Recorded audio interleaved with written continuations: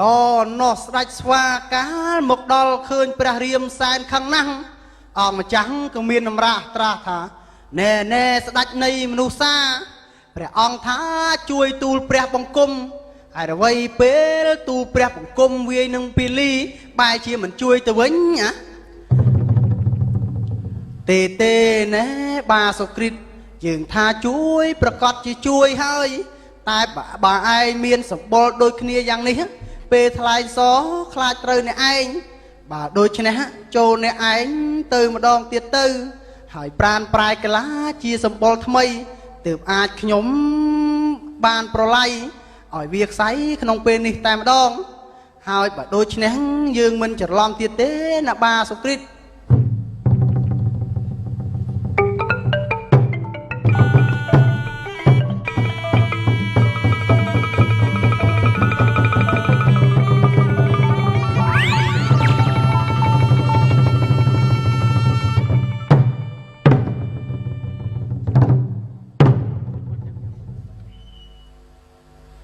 ល្អណាស់ដូច្នេះទូលព្រះបង្គំសូមក្រាបថ្វាយបង្គំលាហើយព្រះអង្គ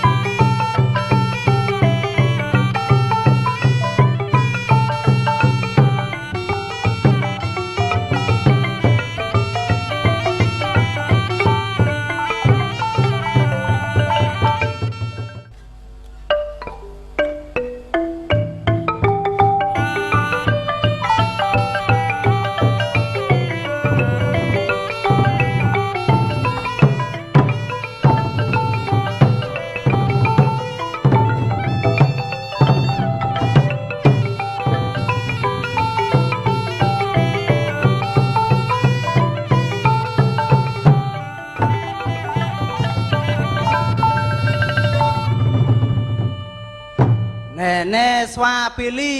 ពេលនេះយើងនឹងសម្លាប់ឯងឲ្យដឹងដៃយើងម្ដងមិននៅមិនរៀងទៀតណាពេលនេះយើងមិនឲ្យឯងរត់គេចបានទៀតទេយើងនឹងសម្លាប់ឯងឲ្យដឹងដៃយើងម្ដង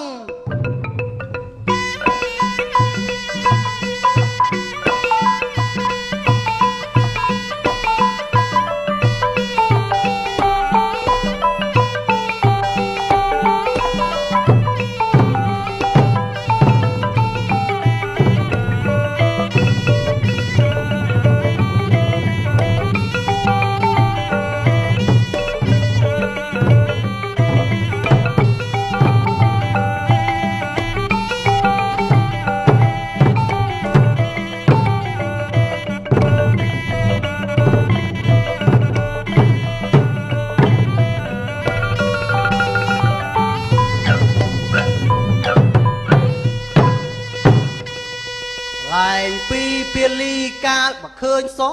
ព្រះរាមដូច្នោះហើយព្រះអង្គដឹងច្បាស់ថានេះជាទំនាយដែលខ្លួនបានស្បត់នឹងប្អូនសុគ្រីពហើយព្រះអង្គក៏មានរាជតម្រាស់ថា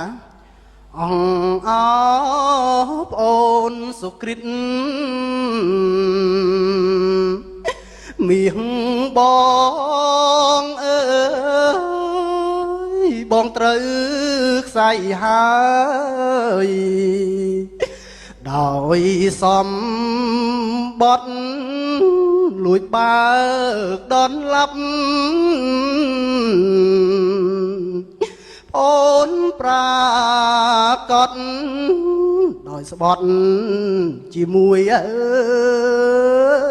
យប្អូនគ្រាមុនពេលនេះប្អូនរក្សាខ្លួនប្រាណនគរឲ្យបានសុខតរៀងទៅអើយ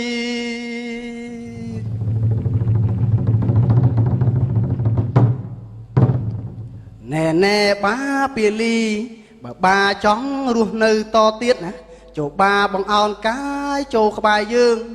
ឲ្យបាជាអង្គសេនាដ៏ចំណានរបស់យើងណាក្រាបទូលព្រះអង្គខ្ញុំស្រឡាញ់ឯករាជ្យនិងសន្តិភាពសូមព្រះអង្គជ្រាបនិងពិចារណារស់នៅគ្មានន័យក្រោមការត្រួតត្រា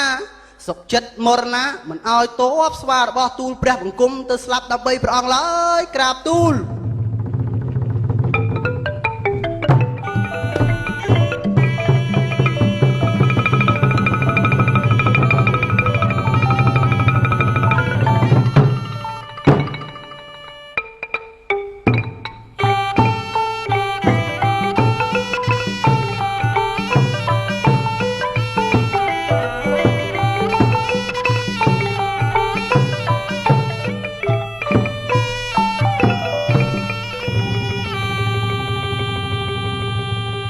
ថ្លែងពីព្រះនរាយរាមាកាលបើជួយសុគ្រីពសពស្រេចកាលណាក៏មានវិចារថាណែព្រះស្រីលក្ខអនុជាប្អូនកណាថ្លៃពិសេសពេលនេះបងគិតថាយើងគង់នៅទីនេះសិនចុះណាលក្ខអូនដើម្បីជួយដល់សុគ្រីពនៅក្នុងនគរនេះតែម្ដងណា